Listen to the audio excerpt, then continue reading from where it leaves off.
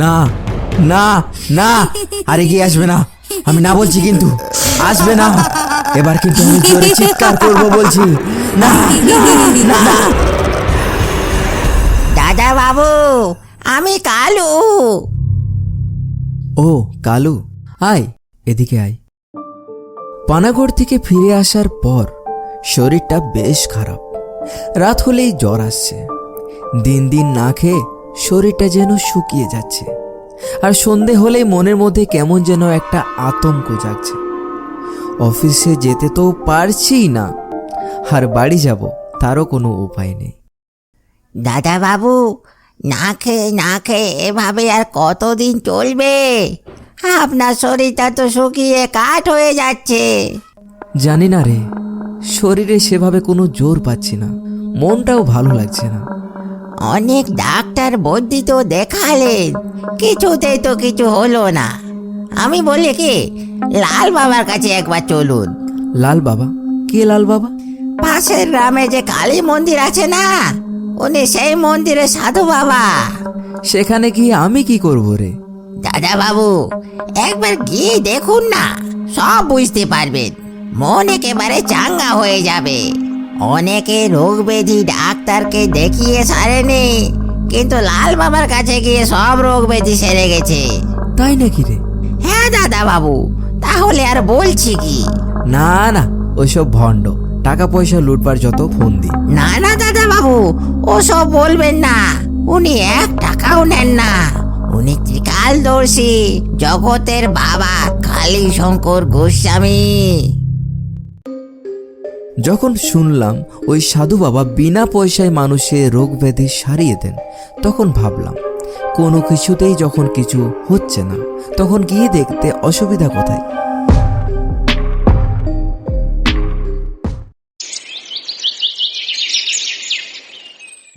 মন্দিরে পৌঁছে দেখলাম মন্দিরের চারপাশের পরিবেশটা একদম আলাদা। চারিপাশে ঝোপ জঙ্গল, আর মধ্যিখানে কালীমায়ের মন্দির। আর সেই মন্দিরের সামনে সিঁড়িতে বসে রয়েছেন ত্রিকালদর্শী সাধু বাবা কালীশঙ্কর গোস্বামী। জয় তারা, জয় তারা, জয় তারা, জয় জয় তারা, জয় মা তারা। জয় সাধু বাবা, জয় হোক। সাধু বাবা চোখ বন্ধ থাকা অবস্থায় উত্তর দিলেন, থাক, জানি রে, সব জানি।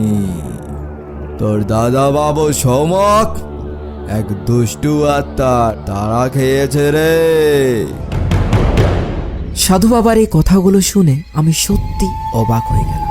যে মানুষটা এর আগে আমাকে কখনো দেখেননি, আমার সম্বন্ধে কিছু জানেনও না, সে মানুষটা আমার সাথে ঘটে যাওয়া ঘটনাটা কিভাবে জানলেন? তাছাড়া সাধু বাবা তো এখনো চোখই খুললেন না, তো আমাকে বুঝলেন কি করে? এ কি বলছেন বাবা? তোর দাদা বাবুকে জিজ্ঞাসা কর, আমি কি ভুল বলছি? আপনি একদম ঠিকই বলেছেন বাবা। কালু অবাক হয়ে বলল, দাদা বাবু, হ্যাঁ কালু, এটাই সত্যি। সাধু বাবা জোরে জোরে হাসতে শুরু করলেন। তারপর বললেন, এই নে, তোর জন্য এই তাবিজটা আমি তৈরি করে রেখেছি। বাড়ি গিয়ে স্নান করে 3 বার জয় মা কালী বলে পরে নিবি। এইসব কাণ্ড দেখে কালু অবাক হয়ে শুধু আমার আর সাধু বাবার দিকে বিস্ফারিত চোখে চেয়ে থাকলো। বাবা, আপনি কি আগের থেকে সব জানতেন? সাধু বাবা কোনো উত্তর না দিয়ে শুধু জোরে জোরে হা হা করে হাসতে থাকলেন। কিছুক্ষণ পর বললেন, যা রে, বেশি দেরি করিস না, সামনে রাস্তা অনেক কঠিন। যা যা, দেরি করিস না, যা। আমি ভয়ে থমকে দাঁড়িয়ে রইলাম। দাদা বাবু, চলুন চলুন। সাধু বাবা যখন একবার হাসতে শুরু করেছেন, তখন আর থামবেন না। আর কোনো কিছু না বলে আমি আর কালু বাড়িতে চলে এলাম। বাড়ি আসার পর বসের ফোন পেলাম। হ্যাঁ বস, বলুন। কাজের লোকের অভাব নেই, কাজ করার ইচ্ছে না থাকলে জানিয়ে দাও। এভাবে দিনের পর দিন অফিসের কাজ হ্যাং করে তোমাকে পুষিয়ে রাখা সম্ভব নয়। না বস, আমি কাল থেকে জয়েন করছি। অফিসে আসবে কি আসবে না সেটা তোমার ব্যাপার। এই বলে হঠাৎ করে বস ফোনটা কেটে দিলেন। এই হলো বেসরকারি কাজের জ্বালা। মালিকের জন্য জীবন দিয়ে দিলেও মালিক কোনোদিনই স্টাফদের সমস্যা বুঝবে না। প্রাইভেট চাকরির কোনো সিকিউরিটি নেই, যেদিন খুশি লাথ মেরে বের করে দিতে পারে।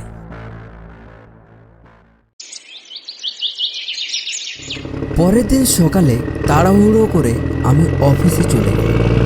অফিসে ঢুকতে না ঢুকতে পিয়ন বলল, বস বলেছেন আপনাকে আজকে পানাগড় যেতে হবে। কেন? তা বলতে পারছি না বাবু, তবে যাওয়ার আগে বসের সাথে একবার দেখা করে নেবেন। পিয়নের কথা শুনে আমি তো একদম হতভম্ব হয়ে গেলাম। এতদিন পর অফিসে এসে এই ধরনের একটা খবর শুনবো আশা করিনি। না না, পানাগড়ে যাওয়া যাবে না। চাকরি চলে যাক, কিন্তু পানাগড় যাব না। গতবারের ঘটনাটা মনে পড়লে মাথাটা ঝিমঝিম করে ওঠে। সেই আতঙ্কের রেশ এখনো কাটেনি। তারপরও আবার সেই জায়গায় যায় কি করে? বেশি কিছু না ভেবে আমি সোজা বসের চেম্বারে চলে গেলাম। বস, পিয়ন বলল যে আমাকে নাকি পানাগড়ে যেতে হবে। না না, এবারের মতো তোমাকে ওখানে যেতে হবে না। আমি এবার অরূপকে পাঠিয়ে দিলাম। বসের কথা শুনে আমার মাথা থেকে পা পর্যন্ত এক বিদ্যুৎ খেলে গেল। মনের মধ্যে অনেক উল্টো পাল্টা চিন্তা শুরু হলো। চোখে সব ঝাপসা দেখছি, মাথা ঘোরাচ্ছে। এই এই, তোমার কি হলো? তুমি ঠিক আছো? হ্যাঁ বস, আমি ঠিক আছি। বস, অরূপ কি বেরিয়ে গেছে? হ্যাঁ, আধ ঘন্টা হলো বেরিয়ে গেছে। এখন বাজে 10:30। ওর ট্রেন পেতে আধ ঘন্টা বাকি। তার মানে হাতে এখনো সময় আছে। What happened?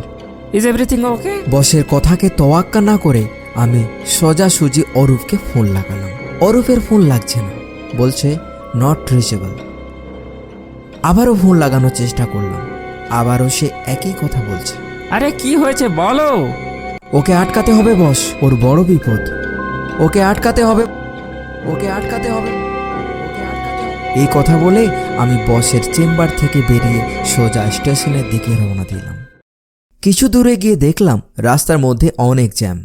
এত জ্যাম যে একটা মানুষ পেরিয়ে যাবে তারও কোনো জায়গা নেই। তারপর যখন স্টেশনে পৌঁছালাম তখন দেখলাম আমি ঢোকার সাথে সাথে ট্রেন বেরিয়ে গেল। ইস, ট্রেনটাকে ধরতে পারলাম না। না, আমাকে থামলে চলবে না। যেমন করে হোক অরূপকে বাঁচাতেই হবে। পানাগড় যাওয়ার পরের ট্রেনটা 2:20। তা দেরি না করে লোকাল ট্রেন ধরেই রওনা দিলাম। আমি যে কামরায় চড়েছি সেই কামরায় বেশি লোকজন নেই। এক কোনায় গিয়ে জানলার ধারে সিটে বসে পড়লাম। কখন যে ঘুমিয়ে পড়েছিলাম জানি না। যখন ঘুম ভাঙলো তখন দেখলাম ট্রেনের কামরা পুরো ফাঁকা। জানলা থেকে বাইরে তাকিয়ে দেখলাম ট্রেনটা কোনো অজানা এক জায়গায় দাঁড়িয়ে আছে। মনে হয় সিগন্যাল পায়নি। ভাবলাম বাইরে গিয়ে কাউকে জিজ্ঞাসা করে আসি এটা ঠিক কোন জায়গা। যেই ট্রেন থেকে নামতে যাব তখনই ট্রেন থেকে নামবি না, নামলেই বিপদ। হঠাৎ করে আমি যেন চমকে উঠলাম। চারিদিকে নিস্তব্ধতার মধ্যে এইভাবে কেউ ডাকলে যে কেউ চমকে উঠবে, কিন্তু পিছন ফিরে দেখলাম কেউ নেই। ভয়টা যেন আরেকটু বেড়ে গেল। মনের ভুল মনে করে ব্যাপারটাকে পাত্তা দিলাম না, কিন্তু ট্রেন থেকে নামার সাহস আরও হলো না। ট্রেনের মধ্যে চুপচাপ বসে রইলাম। মনে মনে ভাবতে থাকলাম না এলেই ভালো হতো, আর যখন এলামই তখন সঙ্গে কালোকে নিয়ে এলে ভালো হতো। এই কথাগুলো ভাবতে ভাবতে কখন যে সন্ধে নেমে এসেছে তা খেয়ালই করিনি। একজন প্যাসেঞ্জার এসে আমাকে বলল, দাদা, আজকে ট্রেন আগে যাবে না। ট্রেন থেকে নেমে অন্য কিছুর ব্যবস্থা করুন, নয়তো সারা রাত এই জঙ্গলে ট্রেনের মধ্যে কাটাতে হবে। কেন ট্রেন আগে যাবে না কেন? তা বলতে পারছি না দাদা, তবে যত তাড়াতাড়ি সম্ভব এখান থেকে চলুন। জায়গাটা ভালো নয়। জায়গাটা ভালো নয়। এই কথাটা শুনে আমার সাথে আগে কি ঘটেছে সেটা মনে পড়ে গেল। তারপর দেখলাম নিমেষের মধ্যে লোকটা হাওয়া হয়ে গেছে। যা বাবা, 1 মিনিটে লোকটা হাওয়া হয়ে গেল। এটা সত্যি কোনো মানুষ ছিল তো নাকি? আমার মনে সন্দেহ জাগলো, কারণ কিছুক্ষণ আগে না দেখা ব্যক্তি বলল ট্রেন থেকে নামলেই বিপদ, আর এই লোকটি বলল ট্রেন থেকে নেমে চলো, জায়গাটা ভালো নয়। আমি দোটানার মধ্যে পড়ে গেলাম।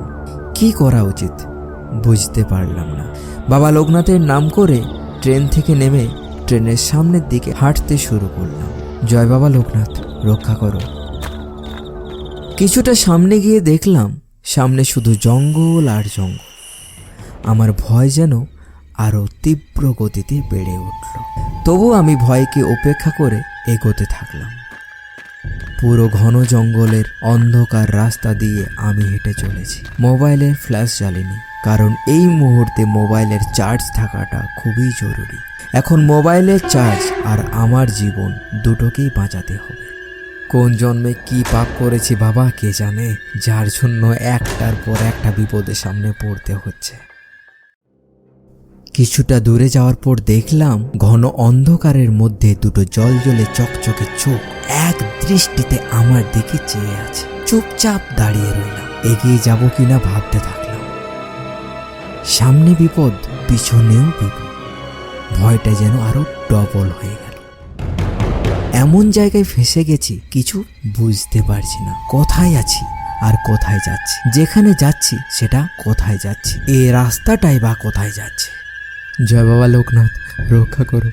জয় বাবা লোকনাথ, রক্ষা করো। সামনে এগোতে যাব, ঠিক তখনই দেখলাম সেই চোখ দুটো আর নেই। মনে মনে একটু শান্তি পেলাম, কিন্তু অন্য একটা জিনিস দেখে আমি একটু ভয় পেলাম। আমার পাশের ঝোপটা একটু নড়ে উঠল। এবার কোনো কিছু না ভেবে আমি সামনের দিকে ছুটতে শুরু করলাম। যেই না কিছুটা দূরে গিয়েছি, তখন মনে হলো কেউ যেন আমাকে পিছন থেকে ধাওয়া করছে। প্রচণ্ড গতিতে আমার দিকে এগিয়ে আসছে। পিছন ফিরে তাকিয়ে দেখলাম সেই দুটো চোখ আগুনের মতো জ্বলছে। প্রচণ্ড রাগ নিয়ে আমার দিকে এগিয়ে আসছে। সরু সরু লম্বা লম্বা দাঁতগুলো যেন আমার উপরে কামড় বসাতে চাইছে। আমি ভয় পেয়ে আরো জোরে দৌড়াতে শুরু করলাম। দৌড়ানো ছাড়া আমার কাছে আর কোনো রাস্তা নেই। এখন যা সিচুয়েশন, তাতে দৌড়ো নয়তো মরো। প্রচন্ড জোরে দৌড়াতে দৌড়াতে মনে হলো আমি যেন কারোর বাড়ির মধ্যে ঢুকে পড়েছি। আর তখন পিছন ফিরে তাকিয়ে দেখলাম সেই চোখ দুটো আর নেই। প্রচন্ড ক্লান্ত হয়ে পড়েছি। আমি ওখানে বসে পড়লাম, কিন্তু সাথে সাথে আরেকটা অবাক করা ঘটনা ঘটল। কে যেন আমার ক্লান্তি বুঝে আমার দিকে এক গ্লাস জল বাড়িয়ে দিল। আমি গ্লাসটা হাতে ধরতেই যা হলো, তাতে আমার শরীর ঠান্ডা হয়ে গেল। হাত থেকে জলের গ্লাসটা পড়ে গেল। তারপর পুরো মেঝেটা লাল হয়ে গেল। ভালো করে দেখে বুঝলাম ওটা রক্ত। এসব আমার সাথে কি ঘটছে আমি কিছুই বুঝতে পারছি না। ঠিক তখনই একটা চিৎকার শুনতে পেলাম। বাঁচাও, বাঁচাও! সে চিৎকার শুনে হড়বড় করে উঠে দাঁড়াতে গিয়ে দেখলাম আমি সেই বাংলোর সামনেই দাঁড়িয়ে আছি। বাংলোর ভেতর থেকে কে যেন খিলখিল করে হাসছে আর বলছে, আজকে আমি দুটো শিকার পেয়েছি, একটা একটা করে দুটোকেই মারবো।